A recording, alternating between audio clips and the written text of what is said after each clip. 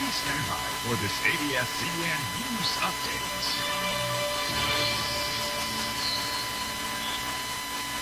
Magandang umaga mula sa ABS-CBN News Center. Ako si Cindy Webb. Maglalagay na ng hotline ng Armed Forces of the Philippines para pagsumbungan ng mga hinihinga ng pera ng New People's Army. Ayon kay AFP Public Information Officer Lieutenant Colonel Daniel Lucero, talamak na ang extortion ng NPA mula sa mga kandidato sa eleksyon. Ilan sa mga lugar na ito ang Quezon at Compostela Valley. Ayon kay Lucero, humihingi ng 500,000 hanggang 1 milyong piso ang NPA mula sa mga kandidato sa pagka-senador at mas mababang halaga naman sa mga lokal na opisyal. Public Information Officer Lieutenant Colonel Daniel Lucero, talamak na ang extortion ng NPA mula sa mga kandidato sa eleksyon. Ilan sa mga lugar na ito ang Quezon at Compostela Valley.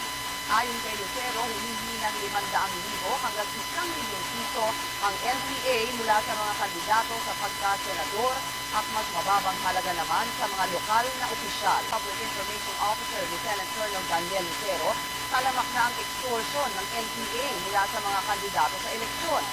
Ilan sa mga lugar na ito ang Quezon at Compostela Valley.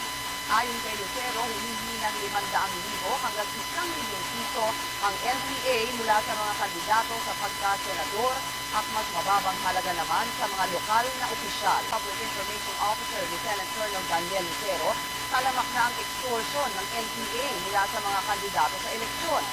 Ilan sa mga lugar na ito ang Quezon at Compostela Valley. Ayon kay Lucero, humihingi ng 500,000 hanggang 1 milyong piso ang NPA mula sa mga kandidato sa pagka-senador at mas mababang halaga naman sa mga lokal na opisyal. Extortion ng NPA mula sa mga kandidato sa eleksyon.